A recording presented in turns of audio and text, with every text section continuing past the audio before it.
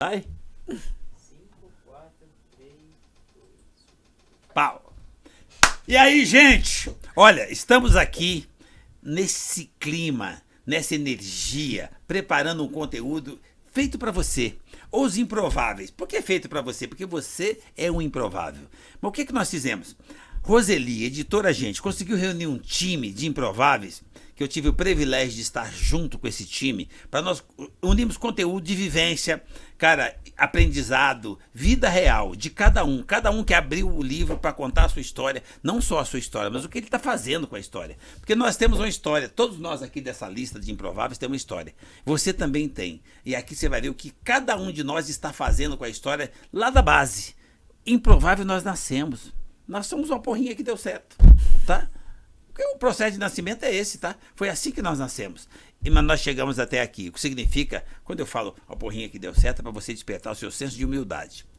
Entender que todos nós temos alguma coisa para aprender com o outro e que nós somos semelhantes. O que um pode, o outro pode. A energia que está aqui, bate aí. E hoje, em especial, nós temos a força feminina. O poder de uma mulher. Cara, que faz uma série de coisas. Lá de Cabrobó, lá de endereço do interior, a Vale do Silício, qual que é a diferença? Mudança de endereço. Mas onde essa pessoa vai, ela leva ela. E você vai ver que cada passo que ela deu, cada passo que a Thaís deu na sua trajetória, ela foi levando ela e fazendo diferença, transformando, impactando e somando na vida de outras pessoas. E de repente ela entendeu que ela não fazia mais que obrigação em levar isso para mais pessoas. Por isso os improváveis. Por isso ela está dentro desse grupo, desse time. Mas em vez de eu falar, eu vou deixar ela explicar. Então eu tenho o prazer de apresentar para você uma pessoa que eu tenho orgulho em chamar de minha amiga, Thaís. Prazer, Geraldo. Muito obrigada. Um prazer estar contigo. Seja muito bem-vinda. Bem-vinda ao Clube dos Infelizes. Bem-vinda aos Improváveis. Amém. Um prazer estar contigo. Thaís, eu fico falando com as pessoas sobre você, mas nada melhor do que você. Quem é você, Thaís? Nossa, Geraldo, essa é a pergunta de $1 milhão, hein? Vale mais. Exato. Na verdade, assim, eu costumo brincar que eu tenho, depois dos 40, eu acho que, assim, o grande presente que a maturidade me deu foi entender o quanto eu não só melhorei como pessoa, mas o quanto a vida vai fazendo sentido, né? E você vai entendendo que, assim, poxa, quem eu sou? Então, eu sou a Thaís, que tinha os meus sonhos desde criança, muito perseverante. Nasceu onde? Nasci em Barra Mansa, no estado do Rio de Janeiro. Rio de Janeiro. Sou fluminense, mas fui muito pequena para Guaratinguetá, que é onde, assim, eu vivi os primeiros 40 anos da minha vida. E aí fiquei lá, meu pai foi para lá, a gente foi para lá por causa do meu pai era bancário, né? Foi pelo Banco do Brasil. E nós ficamos lá a vida toda. E lá eu me desenvolvi. Lá eu abri minha primeira empresa, minha segunda empresa. Mas me conta, porque assim, gente, improvável. A Thaís é um desses improváveis. Nasceu no Rio, cresceu lá. E quais eram os seus sonhos pequenininha? E o que você veio fazendo de lá para cá? Então, o que acontecia? Assim, eu sempre fui uma menina muito sonhadora, assim.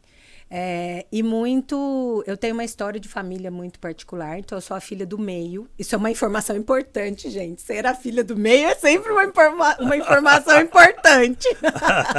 Então, eu sou a filha do meio de uma família disfuncional. Então, assim, muitos são os desafios ainda. Mas eu, quando já na verdade, eu faço, assim, um marco em 1992.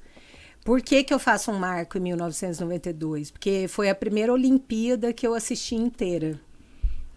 E naquela ocasião, quando o vôlei ganhou a primeira medalha olímpica do Brasil, eles eram improváveis naquela situação, porque eles não eram para ter, assim, eles não tinham sido preparados para aquela Olimpíada, mas foi lá que eles ganharam. E aquilo, Geraldo, mexeu tanto comigo, porque assim, eu sou apaixonada por esporte, e foi ali que eu fui buscar o esporte como um meio de complementar a minha educação. E foi aí que fez toda a diferença na minha vida, porque eu passei, depois disso, 8 anos numa quadra. Eu jogava basquete no time da cidade. E eu passei 8 anos ali Fiz amizades que duram até hoje, nós somos um grupo até hoje, nós nos encontramos, vamos nos aniversários, enfim. Foi ali que eu aprendi a enxergar as pessoas não pela cor da pele, não pela opção sexual, enfim. Ninguém precisou me dizer que isso não era certo, sabe assim, quando você... Ali que você aprendeu a conviver com os diferentes? Exato. Na quadra. Porque o que era importante? Era importante se jogava bem, porque eu queria ganhar o jogo. Não tô nem aí, é bom, eu quero no meu time, né? Então eu tinha muito o esporte me deu muito essa referência da luta. Era só no colégio ou já era alguma coisa que foi profissional? Não, na verdade, assim, eu jogava no time da cidade, não fui profissional, depois cresci, tive que fazer faculdade, estudar, porque o talento teve limite ali. Então, assim, mas ali eu já empreendia, né? Por quê? Quando eu entrei no time, eu era a mais jovem. E o meu grande sonho era ter meu dinheiro. Meu pai nunca deixou faltar nada em casa, enfim. Mas eu tinha muita vontade de ter meu dinheiro. Porque eu queria ter minhas coisas. Espírito empreendedor. Eu já queria, assim, ter as minhas coisas. Aí, a minha primeira atitude empreendedora, quando eu já jogava, o meu pai, por ser do banco, o banco tinha um clube. E o clube tinha uma cantina. E um dia, não sei o que aconteceu, a gente estava lá, porque a gente ia para o clube de domingo, e eu falei, pai, acho que eu vou fazer sorvete, pode vender aqui o sorvete? E aí eu me lembro que minha avó me deu uma batedeira, aí eu comprava um sorvete, que era assim, era uma emulsão e um pozinho, e tinha toda lá uma receita, punha um leite e tal. E eu lembro que assim, eu ficava até de noite fazendo sorvete, punha nos copinhos, tudo bonitinho, e meu pai levava no final de semana, vendia, e todo final de mês eles me pagavam. E eu tinha 12 anos, né?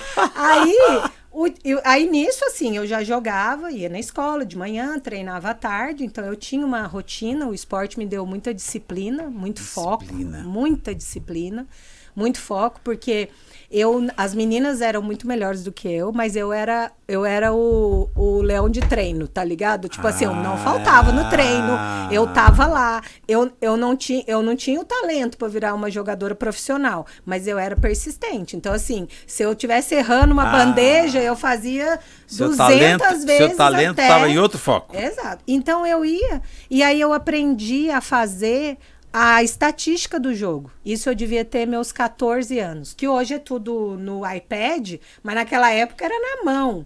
Era numa prancheta e eu tinha lá uma planilha toda quadriculada, onde tinha o nome das jogadoras numa coluna. E aqui tinham as outras... Aí tinha lá lance livre, cesta de 3 pontos, tudo. E tinha todas as informações do jogo. E como eu não tinha idade ainda para jogar, porque eu era a mais nova delas, o treinador me fez de auxiliar técnica dele, entre aspas, assim. E aí eu passei a ajudar ele nesse sentido. Aí eu me lembro que quando a gente foi para a primeira competição, assim, no estado, que eram os Jogos Regionais, né? Hoje já não está tão, assim... não se fala tanto como no passado. Aí, quando eu fui para esse campeonato, eu reuni uma série de contatos, assim, do pai das amigas, que eram empresários, e fiz o primeiro uniforme, porque a prefeitura não tinha dinheiro para gente, era frio, os jogos eram no inverno, e a gente não tinha dinheiro, assim, a prefeitura dava o uniforme de jogo, mas a gente queria ter um agasalho, queria ter uma coisa.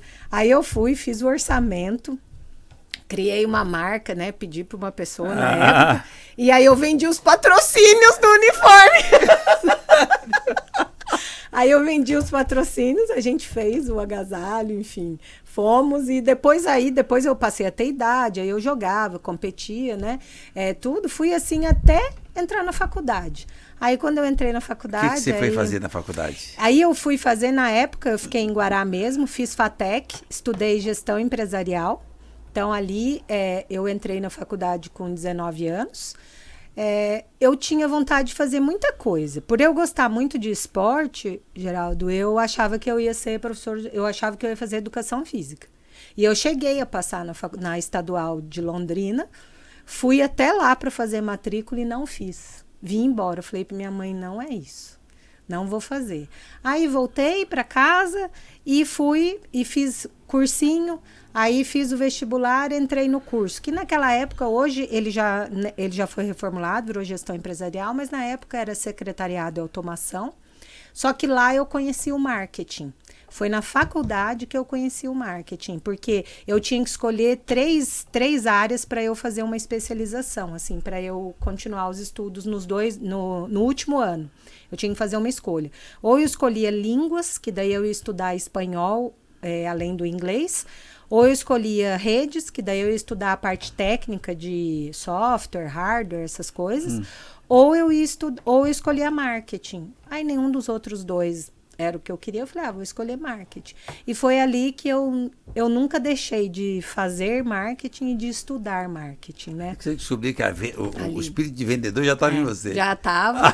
E aí, assim, a minha família, assim, a família da minha mãe, os irmãos da minha mãe, assim, com pouco, não estudaram, assim, todos venceram na vida, mas nenhum... não estudaram, não tinham, né? Na época era uma família muito humilde. O seu caminho já veio dos improváveis, né? Porque já. Assim, seu pai tem um trabalho estável. Isso. Você mora num lugar legal e tem um ambiente legal para viver. É bonita, é só arrumar um namorado e casar. Exato, né? Mas não foi, graças a Deus, não foi bem assim.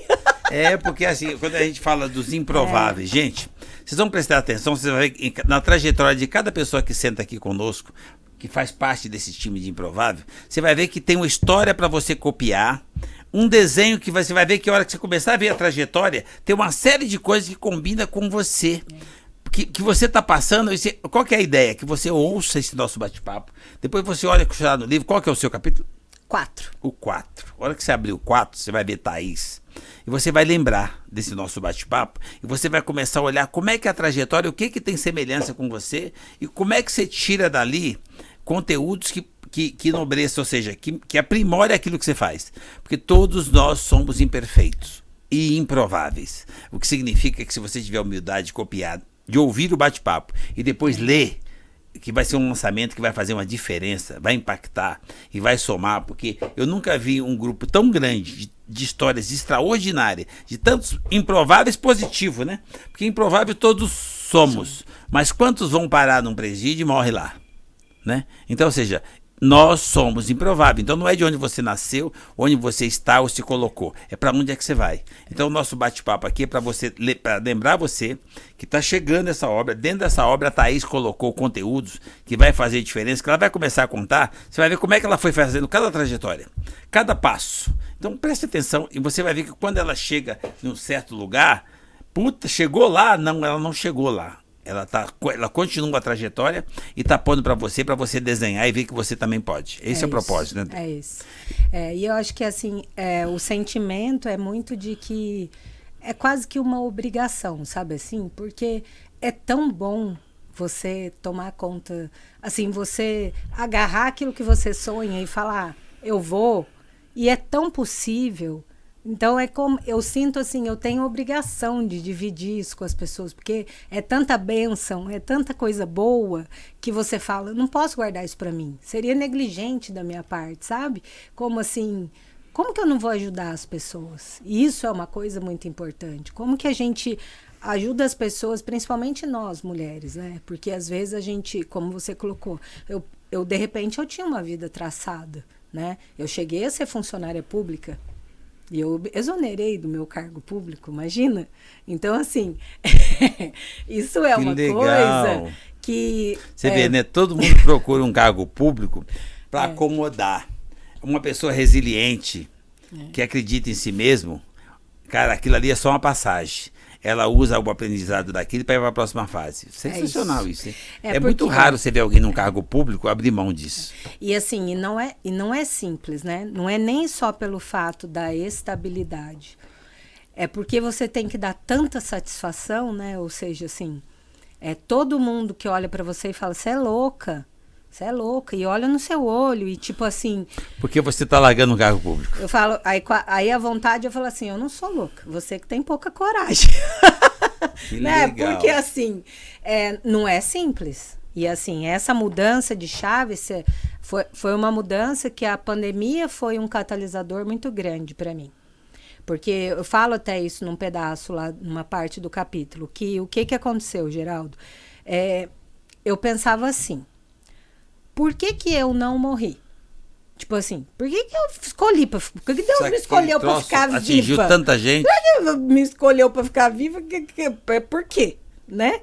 Então eu pensava assim, se Deus me deu essa oportunidade, onde milhares morreram, famílias destruídas, quantas pessoas perto da gente? Graças a Deus não perdi ninguém assim tão perto, mas quantas pessoas do nosso convívio, quanta coisa que eu nem imaginava passar na vida.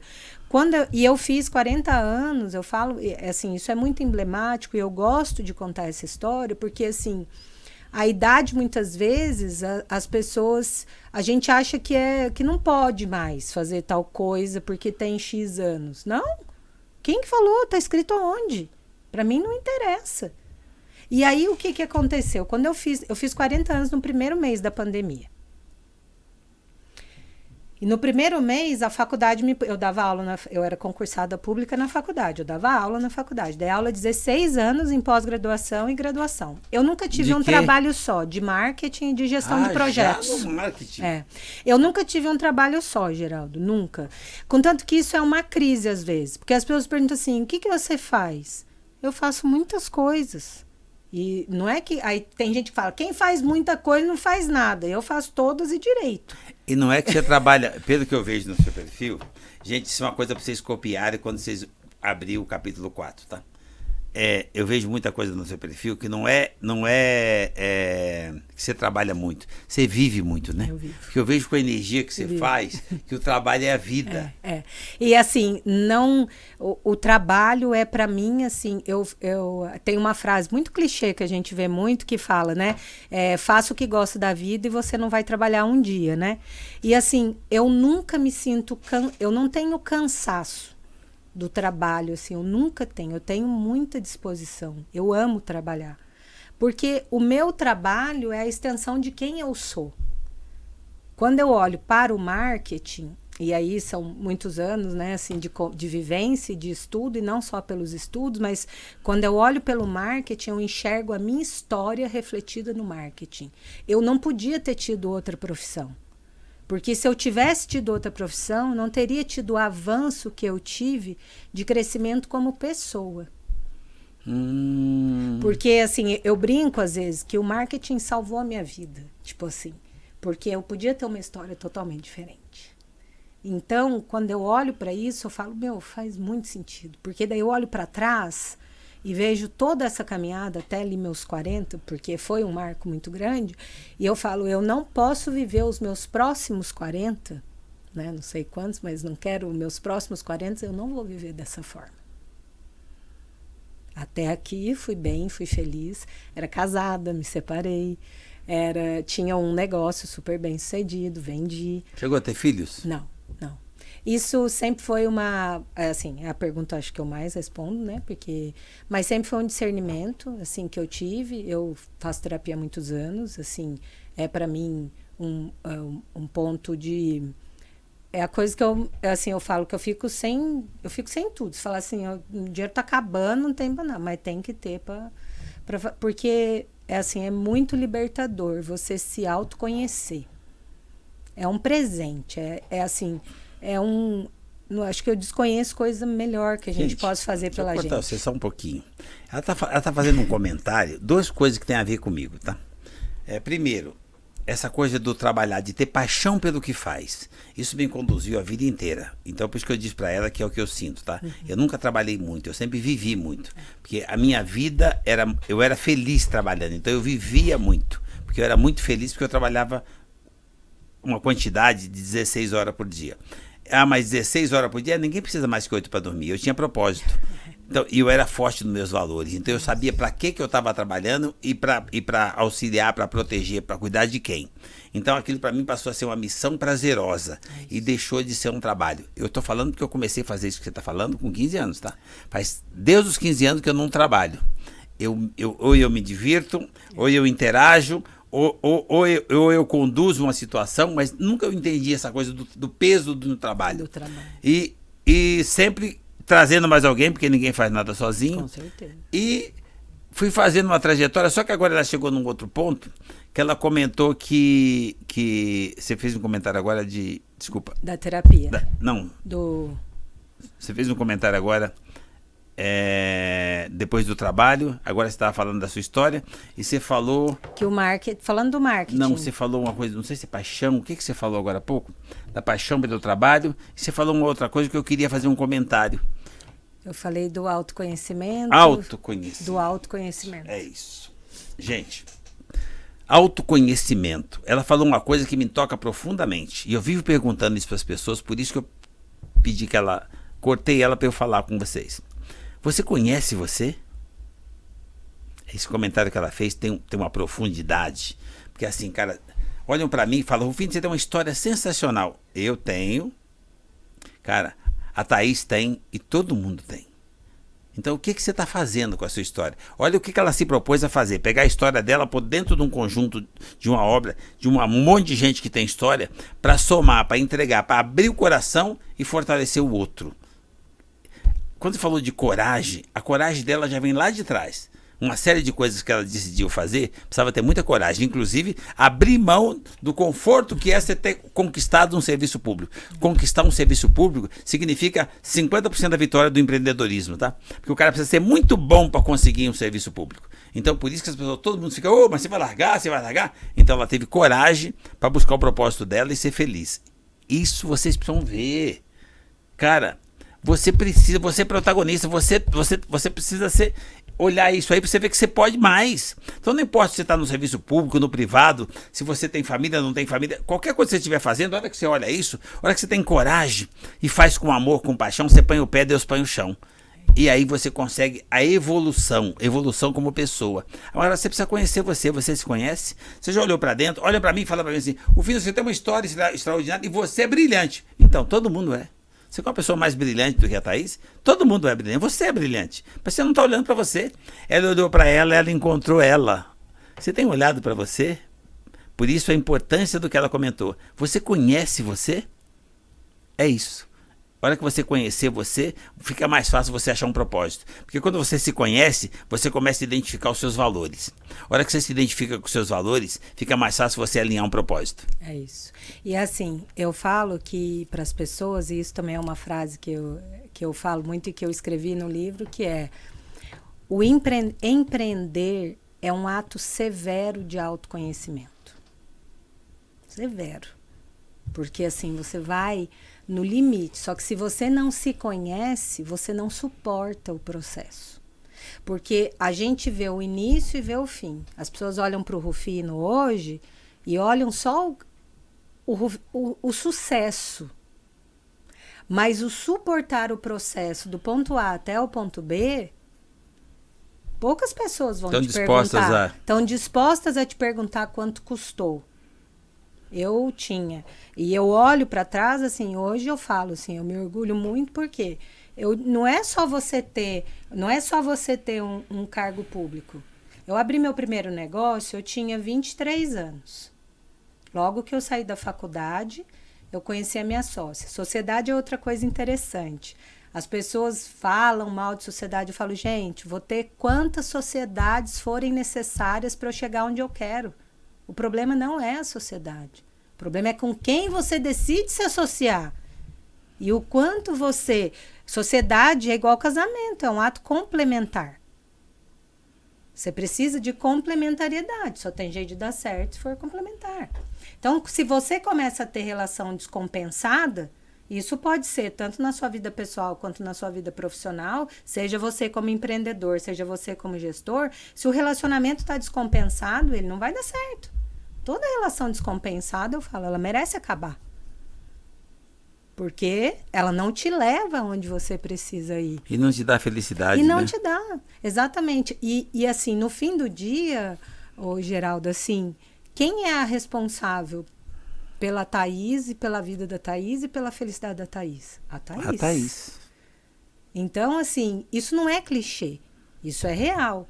Então, quando a gente fala, por exemplo, eu abri minha primeira empresa com 23 anos e abri minha segunda empresa, eu já tinha... O que ela já fazia quando você abriu? Eu abri uma assessoria de comunicação e marketing. Era uma agência de comunicação, era uma agência de publicidade, mas o foco maior dela era planejamento de marketing e não a comunicação. Fazíamos de tudo, na verdade, porque nosso foco era pequenos e médios negócios, mas a gente ia do planejamento até a execução. Não fazia só propaganda, tá? Fazia um pouco mais, enfim. A gente cresceu, ela existe até hoje. Como todo negócio pequeno, você abraçava o que tinha. Exato. E assim, morando ali o Vale do Paraíba, onde eu vivi, né, a maior parte da minha vida, é muito próspero, assim, você tem ali cidades, né, muito boas, uma região boa de São José dos Campos, Taubaté, Pinda, Guará, enfim, você tem ali um conjunto.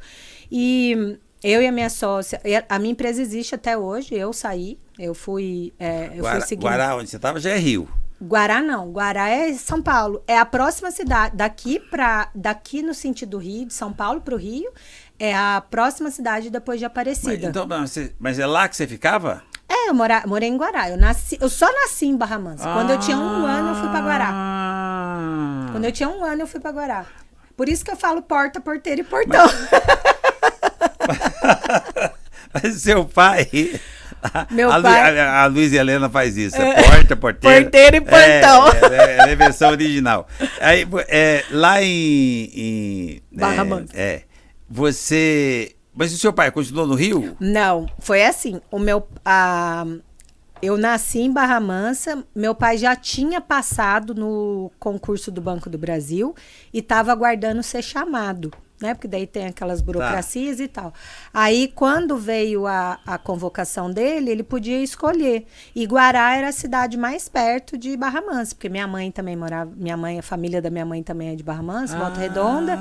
Aí nós mudamos para Guará. Aí minha irmã é mais velha, minha irmã já tinha 4 para 5 anos, eu tinha 1 ano, e depois veio meu irmão depois de 5 anos. Aí, meu irmão é 5 anos mais novo que eu. E aí, nós vivemos a vida são toda. Em 3? Nós somos em 3, E aí, o meu pai foi para lá, ficou lá, trabalhava na época, era a compensação do Banco do Brasil, que era o SESEC. E nós vivemos lá a vida toda. Depois, quando fecharam as compensações, ele foi trabalhar na agência. Daí, ele até trabalhou em outras cidades ali perto. Tenho pai, Privilégio. tenho mãe, sim, graças a Deus. Eles continuam morando lá. E eu falo que lá é meu QG, porque assim, agora eu me mudei para São Paulo. Mas os últimos 4 anos da minha vida, eu fiquei por aí. Você tá morando em São Paulo? Onde? Agora eu tô morando em Santo Amaro. Onde é que você vai lançar essa coisa gigante que você colocou para nós aprendermos? Vou lançar em São Paulo, muito bom. Mas vou fazer uma ação em Guará, sim.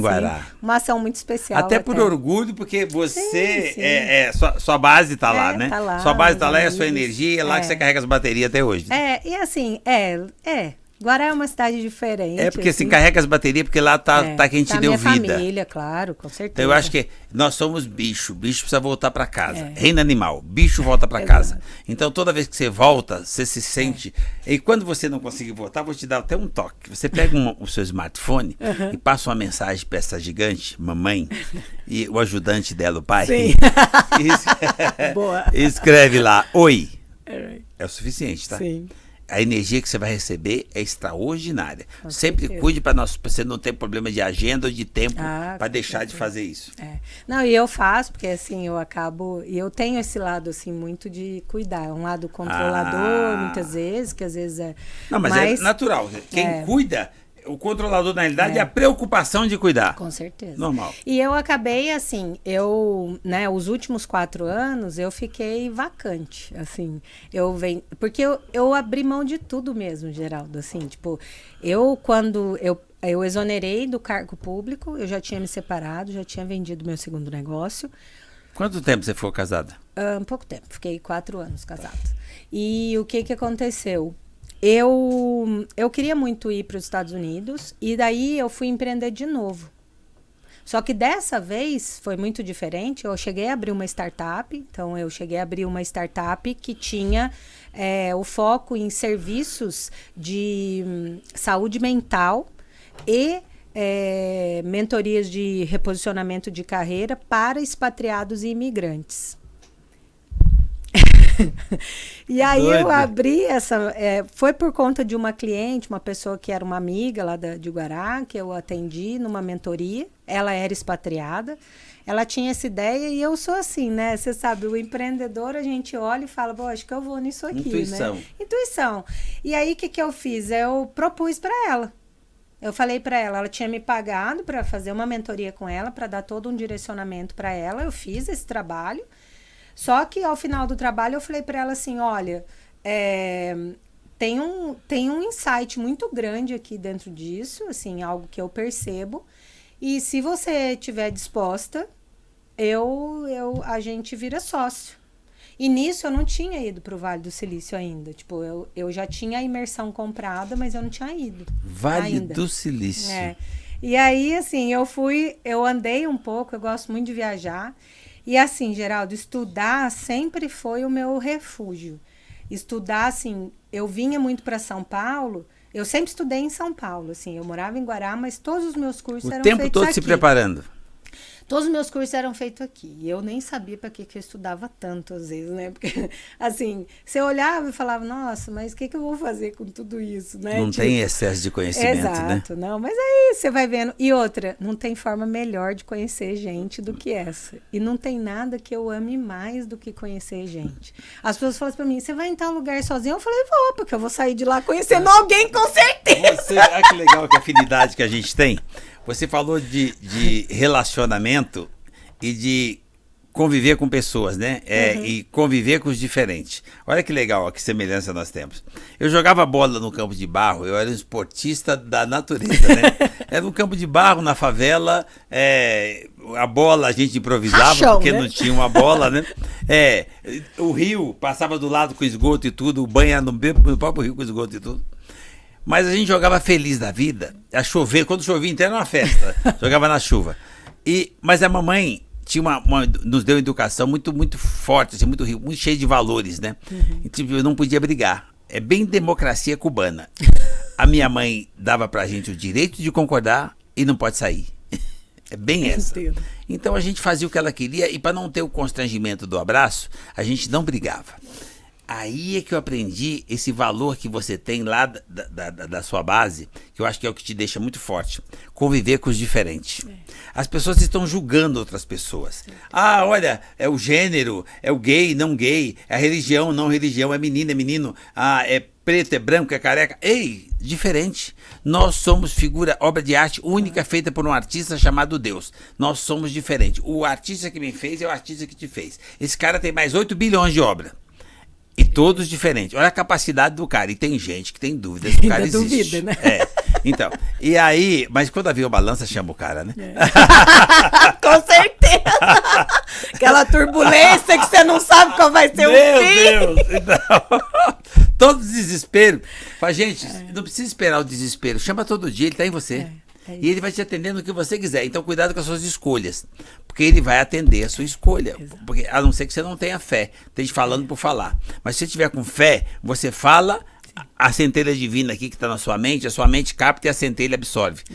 Aí o universo divino realiza. Então, eu sempre...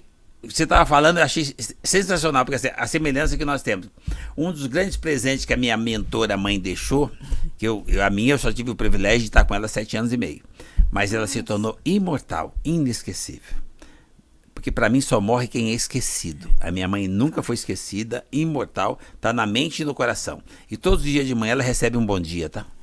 Com certeza. O que eu preciso para que isso aconteça para mim amanhã? Que o dia comece. Aí vem a gratidão. Aí você põe o pé, Deus põe o chão. É simples, é possível. Quando você começa a contar a sua história, fala, olha o que você já passou, olha quantas fases você já teve e qual que é a fase atual. Bom, a fase atual me mudei para São Paulo porque eu decidi um reposicionamento de vida, não só de carreira, né? E morar em São Paulo é assim, depois que eu voltei dos Estados Unidos, porque nesse meio tempo eu fiquei 6 meses nos Estados Unidos, voltei... Vamos passar pelo Vale do Silício primeiro. Como é que você foi parar lá? Então, na verdade, assim, como eu estava falando, eu sempre estudei muito. Só que chegou um ponto, depois que eu fiz mestrado, a minha orientadora queria que eu fizesse doutorado. Eu falei, pode esquecer, eu não vou fazer. Por quê? Porque eu não ia gastar todo esse tempo da minha vida, não estou falando que não é importante, mas para mim, naquele, não fazia mais sentido. E aí, assim, Geraldo, eu sou muito adaptável, assim, comigo não tem tempo ruim, tá ligado? Você fala assim, olha, tem que trabalhar nessa mesa, tá bom, me põe, dá uma cadeira, no trabalho, o que tem para hoje? Eu não reclamo, assim, eu pergunto o que eu posso fazer para mudar aquilo. Eu pedi demissão de todos os meus empregos, assim, eu terminei as sociedades que não eram necessárias, eu sempre saio, eu tiro o time de campo, não tá bom para mim, tiro o time de campo. Não reclamo, não vou fazer nada. Vai ser feliz pra lá. Exato, vou viver minha vida. E aí o que aconteceu? Chegou um ponto, depois do mestrado, que eu parar de estudar, eu não vou nunca. Só que qual foi o meu insight? Assim, eu falei, bom, eu gosto de viajar, não dá para viajar toda hora, né? E nem só para passear. E aí eu comecei, na verdade, a viajar para estudar. Então, o que eu fazia? Ao invés de eu investir o valor que eu investiria num curso de longa duração aqui no Brasil, eu invisto num curso de curta duração que vai me dar uma experiência muito maior em relação a eu vou estar num outro lugar, aprendendo em outra língua, enfim, fazendo várias outras coisas.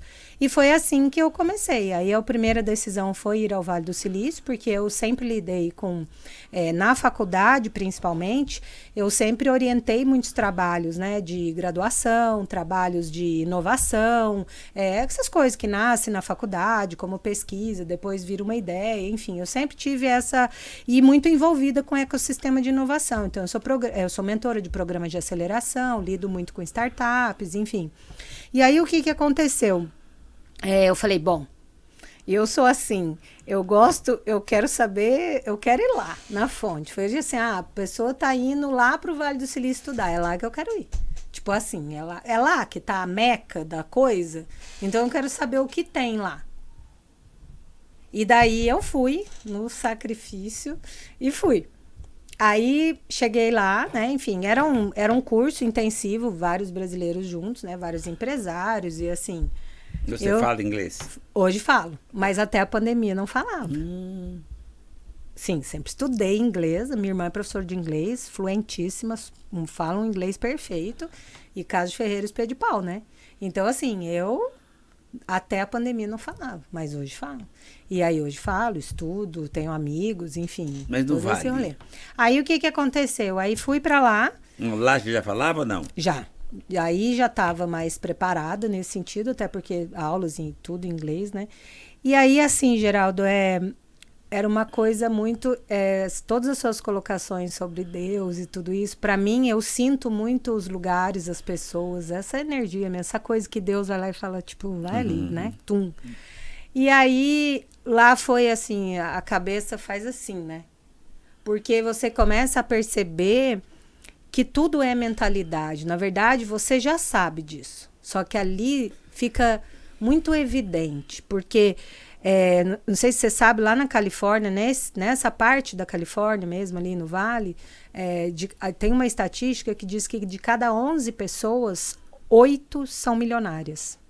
Então, você imagina, assim, é uma área riquíssima, caríssima, enfim, tudo é íssimo lá. Só que, assim, Geraldo, eu sempre tive comigo que o dinheiro é consequência. Quando você chega lá, eu fui impactada tanto por uma atmosfera de tipo, essas pessoas querem realmente mudar o mundo, assim, essas pessoas realmente querem fazer algo de útil. E o dinheiro vem por acréscimo, porque naturalmente ele vai vir. Se você usa a sua cabeça, se você usa para o bem, você vai lá e pensa em algo que revoluciona a vida de alguém, que transforma a vida de alguém numa magnitude tão grande, isso volta. Não tem como não voltar, né? E eu brinco que eu acho que eu enxerguei um vale. Esses dias eu fui falar num podcast sobre a cultura do Vale do Silício. E tem pessoas que às vezes eu falo da minha experiência lá e eu falo assim, com essa vibração. Porque assim, eu me emocionava lá.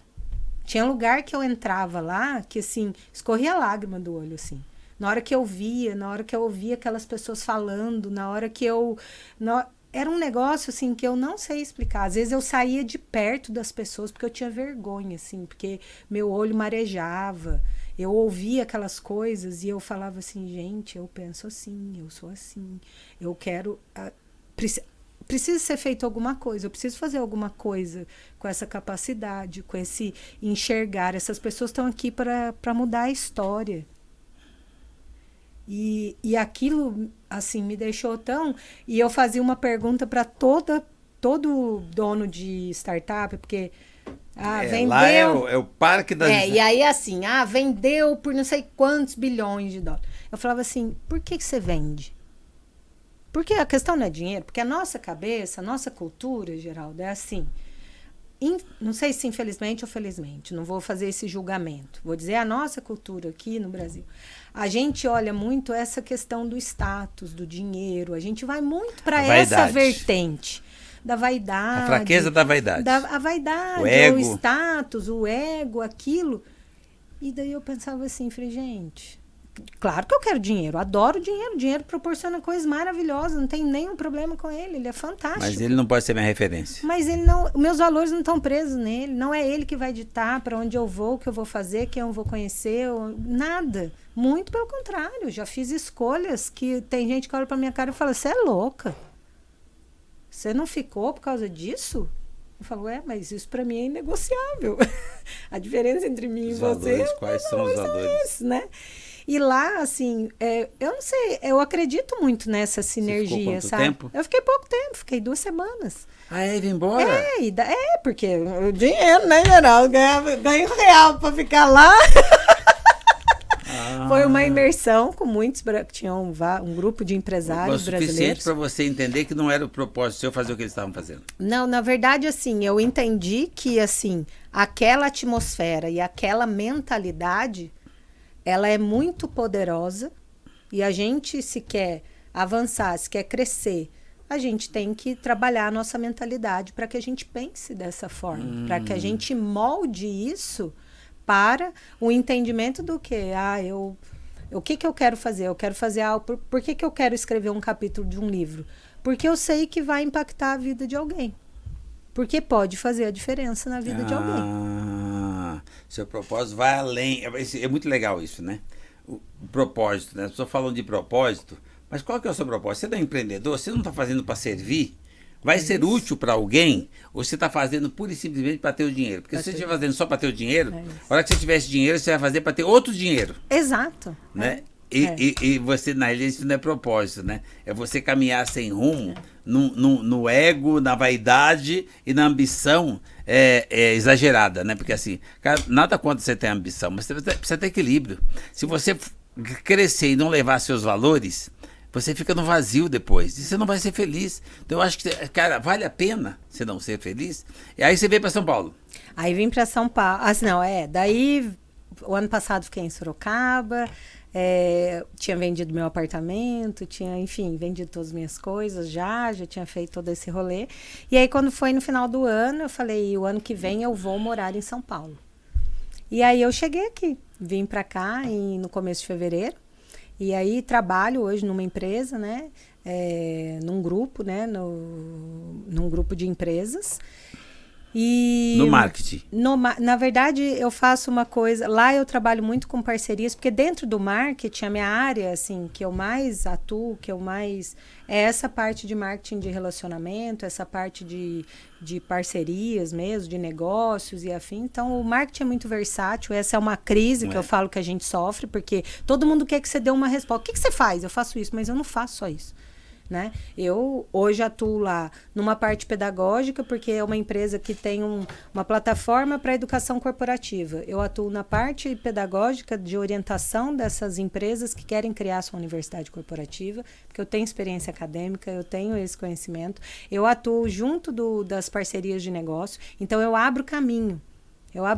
Aqui tem uma oportunidade, vamos lá, porque eu vou ligar esse com esse, liga os pontos. Então você empreende lá, porque assim, o empreendedor é isso, ele vai para lá e se torna dono, e o que é a parte dele? Tudo. Exato. E o que ele precisa entregar? A satisfação para o outro. Exato. Tipo assim, que seja bom para ele, mas que dê resultado para o outro. Então eu acho que você já está exercendo o empreendedorismo sem ter o CNPJ. Sim. E na verdade eu tenho, né? Assim, o CNPJ eu nunca deixo de ter, eu brinco. Para mim é muito simples, assim, ter e não ter um CNPJ, então eu tenho um, né? Que hoje a gente também, os modelos de trabalho, eu não trabalho mais CLT, hoje eu trabalho como prestadora de serviço mesmo, na verdade sempre fui. Lá também você é prestadora? Lá eu também sou. Eu também sou prestadora de serviço. Mas a atitude é de empreendedor. Assim, é sempre essa. E eu acho que é isso que o Cláudio Santos, que é a liderança máxima lá, que é o dono do grupo de empresas, a gente se identificou. Eu conheci ele por conta de uma outra empresa que eu trabalhava e ele me apresentou o livro que ele tinha escrito. E ali a gente se conectou por esse pensamento de empreendedor, versátil, né? E assim, a minha jornada, quando eu encaminho para o livro, qual foi o desenho, né? Assim, feito ali? Como que você consegue fazer uma mudança tão significativa na vida ou sair do ponto A para ir para o ponto B de uma forma estruturada, digamos assim? Porque antes de qualquer coisa, Geraldo, é a decisão que a gente toma. Mas como eu tomo essa decisão? Eu fiz tudo isso, mas eu me preparei financeiramente? Como é meu lado espiritual? Por exemplo, a minha fé é o que me move. A minha fé é assim, ele é meu melhor amigo. Tamo junto. E tá sempre na mão dele. Eu falo, agora se vira aí. Se vira. E ele sabe que eu sou uma filha, às vezes, meio mal criada. A hora que você tiver que terceirizar o problema, terceiriza pra Deus. Exato. Porque aí vem solução. Terceirizar pra governo, pra sociedade, pra família, pro outro, esquece. Exato. Ele empodera o problema e ele engole você. Terceiriza pra Deus, porque aí o problema fica tão pequeno que ele passa a ser seu. Se é seu, você tem solução pro problema. Eu só falo assim, só não me deixa... só não me deixa ficar no chão duro, eu brinco com ele. Mas eu falo... E qual que são os sonhos, futuro? O que você pretende daqui para frente? Então... O que você colocou ali que você acha que vai contribuir com quem está nos ouvindo? Eu vejo que o que vai contribuir é que eu criei um ciclo improvável. Na verdade, são os pontos que você precisa percorrer, mas de forma muito prática, você traçar os objetivos, cumpri-los e ir sempre avançando. E eu estabeleci isso em cima de 5 pilares, ou seja, o seu autoconhecimento, sobre a perspectiva de você se conhecer, gostar de você, resolver suas pendências emocionais, enfim. Financeiro, de você ser regrado financeiramente, guardar o dinheiro, precisa parar em pé. A parte do movimento, que você precisa movimentar o corpo. Né? Você precisa desse... a gente tem que ter esse movimento. E quando você olha tudo isso conjugado... Então, gente, o movimento que ela está falando não é sempre academia, não, tá? Academia é um exercício para a saúde. O movimento que ela está falando vai além disso. Né? Na verdade, dá para você encaixar as duas coisas. É corpo, é você mesmo ter o equilíbrio. É porque a senhora fala de alta performance e vai puxar ferro na academia. Não, gente, é uma outra alta performance, tá? Por isso que combina com aquela hora que ela perguntou, quem é você? Se você conhece você. Então, quando fala em alta performance, o primeiro passo é olhar para dentro, né? Qual que é o seu objetivo? Quem é você? Qual que é o propósito? Como é que você está se preparando para isso? É claro que você precisa ter resistência física. Aí tá bom, vai lá buscar algum tipo de exercício que você entende que aquilo está te ajudando a nível de saúde, mas a alta performance começa aqui, saúde mental. Então você vai passar por se conhecer, por estabelecer um objetivo, por ter um movimento do corpo, da alma, do espírito, né? Assim, a sua espiritualidade, né? Como você decide movimentá-la, e a parte financeira. E dentro desses pontos, você tem todo o entorno, que é como que você se sustenta dentro desse processo, com fé, com resiliência, com disciplina, com todos esses elementos que você também desenvolve.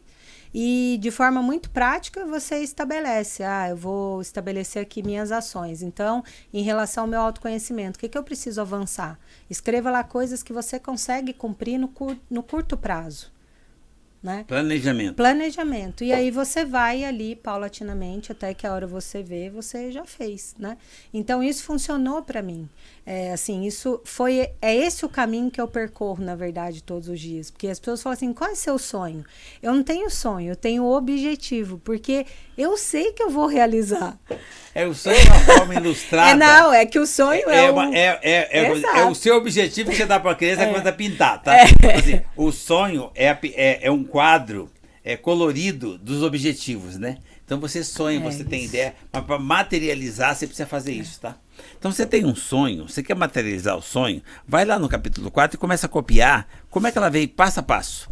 Porque ela poderia achar que o sonho dela era ser esportista, jogadora. Então, ela tinha morrido na praia, tá? Então assim, cara, o que você tem pra hoje? Como é que faz pra você exercer o melhor de você hoje? Então hoje, pelo que eu entendi, você tem que procurar ser o melhor naquilo que você faz, sim, onde você tá com aquilo que você tem. Exato. Ter gratidão por ter o que fazer e ainda de tudo ainda arruma tempo para ajudar pessoas, que é o caso dos Improváveis, para que outras pessoas percebam, porque quando você ensina as pessoas, você aprende também, né? Quando você escreve um livro, você deixa um legado e tem a responsabilidade de fazer acontecer aquilo que você orientou o outro para fazer, porque dar certo para ele é sensacional. Mas você está fazendo aquilo dar certo para você? Sim. Porque aí é vida real, né? Então eu acredito que é isso. E assim, só para complementar, Geraldo, assim, tudo que eu falo, tudo que eu oriento nas mentorias, nas consultorias, em tudo. Você faz? Eu faço. Eu tô vendo. Eu não falo nada que eu não tenha feito. Então, mas assim. É que você vem de uma transparência, você tem uma espontaneidade para falar e para fazer. Você vai contando, eu falo, que legal, né? Vida real. Por isso que o nosso bate-papo não teve a programação. Hora nenhuma eu fiz nenhuma dessas perguntas aqui, ó. Porque tá tudo aqui, ó. Bonitinho. Teoria e a prática, com coragem. Tá tudo em você. Olha, aí inovação com propósito. Então, você se inova o tempo todo, porque você busca conhecimento o tempo todo. Olha, transferir, ou seja, compartilhar para transformar. É o que você está fazendo no dividir para multiplicar. Nos Improváveis. Né? Então, na realidade, gente, olha que interessante. Nós batemos um papo reto. Eu não usei nenhuma das perguntas selecionadas por quem dirige isso. E nós batemos um papo e é exatamente o que está aqui, tá? Se eu tivesse que olhar aqui, talvez não ficasse tão perfeito quanto ser espontâneo. Porque, cara, a Thaís é espontânea, ela vive aquilo que ela fala, ela colocou nesse conteúdo dos Improváveis, no capítulo 4, o que ela vem fazendo para que você olhe para aquilo e aprenda com aquilo, prospere com aquilo, utilize aquilo a seu favor, cara, e aí o que ela vai ganhar de presente? Fazer valer o propósito dela, que é fazer diferença, impactar e somar na vida de outra pessoa. E aí, sabe o que isso traz para ela? A felicidade. Ela consegue olhar para dentro e identificar que era o propósito dela. Aí, por isso que tem aquela pergunta, né? Só que para isso ela sabe já quem é ela. E o que ela quer e para onde ela vai. Então, e ela faz isso um dia de cada vez. A hora que você olhar para você, identificar você vai poder copiar a Thaís. E aí você ajusta para sua realidade, dentro da sua possibilidade. Porque os potes, o copo meio cheio, copo meio vazio. Não, tem o copo. Aí você põe ali, para mais ou para menos, ou vazio, aquilo que te interessa. Então você tem que copiar esses autores, coautores, empreendedores, cara, desbravadores. Tá tudo aqui, feito para você. Então, você só precisa aguardar. Lançou, vai buscar essa informação. Quando chegar no capítulo 4, pensa numa pessoa gigante. Pensa em quanto ensinamento, quanta vivência, quantas coisas já fez. E que interessante, a humildade dela não deixa nem de binóculo, nem de longe, ela enxergar que chegou em algum lugar. Porque o tempo todo ela busca conhecimento. Aqui tem uma dose do que ela busca a vida inteira, tá? Conhecimento. E aqui ela compartilha parte do conhecimento que ela já trouxe até aqui, mas só que ela continua buscando. Só que se você se preparar nessa base do que ela fez no capítulo 4, com certeza você vai fortalecer o seu propósito. Vai chegar mais próximo do seu objetivo. E por consequência ainda vai ser humanizado, vai ser uma pessoa mais feliz. Você vê que tudo que ela abriu mão é porque ela não estava sendo feliz. Gente, você está no serviço público, lógico. Você tem um relacionamento, então não deu. Cara, se você não está feliz, fecha a conta e passa a régua. Porque você, além de ficar infeliz, que eu acho que não vale a pena para ninguém, você ainda cria infelicidade de outro. Porque ninguém engana ninguém. Quando você é infeliz numa situação, seja no trabalho, num relacionamento, num projeto, você está gerando aquela energia e contagiando mais alguém. Então você está fazendo a infelicidade de mais alguém. Então vai ser feliz. Vai ser a Thaís. Aprimorada, porque você pode copiar e melhorar aquilo que ela deixou nessa obra para nós. Thaís, que prazer estar contigo. Nossa, indescritível, Geraldo. O prazer estar com você. Você é sensacional. O que você tem para dizer para essas pessoas que estão esperando que esse livro se abra, para que ela olhe isso e abra a cabeça e consiga tirar proveito, para que ela evolua, para que ela realmente faça valer a pena tudo isso que você está entregando? Eu quero dizer para você que também é improvável que você encontre na sua improbabilidade a sua força. Os momentos em que a gente é mais vulnerável é o momento que a gente tem mais coragem na vida. Pode parecer contraditório, mas não é. É muito real. E eu desejo que você pense sempre que é para você, sim. Principalmente as mulheres, enfim, que tenham dentro de si o desejo de que é possível fazer. É possível fazer e eu tenho como fazer. Né? Então, não se limitar pela sua realidade hoje. A sua realidade hoje não é seu destino. A família que você nasceu, a situação que você tem hoje, ela não é o ponto final. Né? Então, é possível. Eu desejo que as minhas palavras, as dos meus colegas, as do Geraldo, inspirem você e que você tenha, antes de qualquer coisa, coragem, porque a vida vale muito a pena, mas você não pode ver a vida passar sentado na janela, né? Você tem que viver. Isso, gente, é o improvável, mas o improvável com coragem. Uma mulher, um ser humano que veio disposta com a coragem de fazer alguma coisa para deixar um legado, alguma coisa que faz com que ela tenha orgulho daquilo que ela deixou e sirva para mais alguém. Então, falando em orgulho, eu tenho orgulho, fico orgulhoso e tenho muito prazer em poder te chamar de minha amiga. Vai ser um prazer estar dentro dessa obra, desse conteúdo e continuar caminhando e convivendo com você. Você é brilhante. Que bom que você olhou para você. Que bom. E obrigado. Obrigada pela oportunidade. Que Deus abençoe. Muito feliz. Você é muito bem-vinda. Conta comigo sempre. Tamo junto, tamo junto. Tamo junto, claro. Ai, querido.